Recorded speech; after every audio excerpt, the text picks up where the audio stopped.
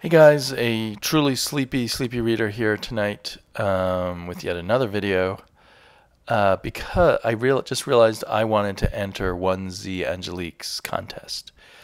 Even though I don't really do contests anymore, I really like 1zangelique's channel. I like the whole vibe of the way he talks about comic books. I always just get a lot of pleasure out of it, so I wanted to participate. And the topic he asked people to do a video on is George Perez and Marv Wolfman, creators that mean a lot to me. So I just wanted to become involved. I don't really care whether or not I win the prize, although it's an excellent prize. It's a graphic novel that Perez and Wolfman did as kind of a reprise of their days doing the new Teen Titans, which is what they're most famous for. At least I think that's what they're most famous for. Although they've both done lots of great work. For me, I remember noticing Perez right away when I first saw him doing work in the Avengers and on the Fantastic Four. He was definitely one amongst many of the post-Jack Kirby people at Marvel. But he had something special. I remember noticing the layouts and kind of the way he positioned characters just was really appealing and a little different from everyone else. And I remember always getting kind of psyched. Oh, I found another George Perez comic book. So he did a lot of good work at Marvel. And then when he showed up at DC doing the new Teen Titans, he stepped it up. To just this incredible, he became George Perez. You know, he was not an artist doing someone else or coming after someone else. He was definitely George Perez, an artist for other people to imitate for years afterwards. And as far as I know, he and Marv Wolfman just sort of both came over to DC all of a sudden and started the new Teen Titans. I don't know if they did any other work there before that. Marv Wolfman even more, I remember as a mainstay of Marvel, probably doing Fantastic Four, doing lots of other stuff. I believe he created Nova. He was certainly the writer on Nova, all the issues of Nova I have from back then. And he was very notable for his run on The Tomb of Dracula along with Gene Colan. Those were wonderful issues. Whenever I could find them as a kid, I would grab them up right away, because there was this large cast of characters centered around Dracula, and he was always finding new ways to play those characters off in different ways against each other and take stories from different angles. So he turned what could have just been a kind of static horror comic into this kind of brilliant ongoing thing, which was ongoing piece of art, which was, you know, less common back in the 70s. Comics usually just were one and done and weren't so much part of a bigger tapestry the way Dracula was.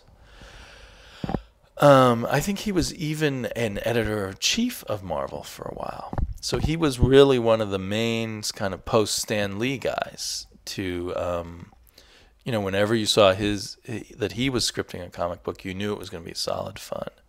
But he also stepped up his game, at least in terms of superheroes, because his game was up very high in Dracula with the new Teen Titans. And he and Perez, along with just doing some really tightly plotted, beautifully drawn, character-driven superhero team comics, they created a comic where the female characters were just as important as the male characters and just as strong. And they created a lot of new characters. That may not be by them, but it's related. They created a lot of new characters. Most of the female characters were new. Just as a matter of course, you know, I think half or more of the new Teen Titans were brand new characters that they created and are now mainstays of the DC universe, like Cyborg and Starfire. They created Raven. I believe they created Terra. And you can just see how fantastic the covers were, you know, issue after issue after issue, and the interior art was just as great. Always so detailed and such good storytelling. Now, unfortunately, after the Titans, I didn't follow Perez so much. I really wish I had read his Wonder Woman run. In fact, I'd like to go back and find that. But I know that he's done lots of great work. I mean, he's become kind of, you know, one of the artists of DC, kind of a shaper of it. So anyway, I want to keep it short. Perez and Marv Wolfman are amongst the kind of architects of the experience of reading comic books in the 70s and the 80s for sure. And they've both done good work since. I think it was still in the 80s sometime, Wolfman teamed back up with Gene Colan and did this marvelous Dark Force comic book. I think that's what it's called, Dark Force, which I also really loved. I think it may have only lasted about 20 or 24 issues, but it was really good stuff. So I'm looking forward to see what other people have to say about Wolfman and Perez.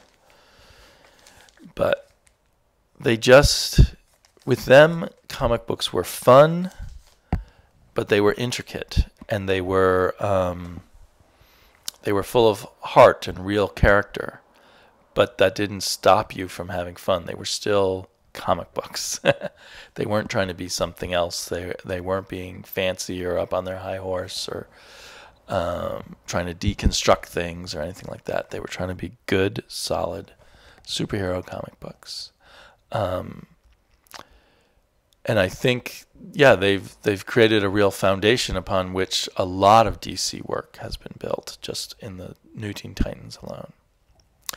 So anyway, thanks to Gare for having this contest, and I'll talk to you all later. Bye-bye.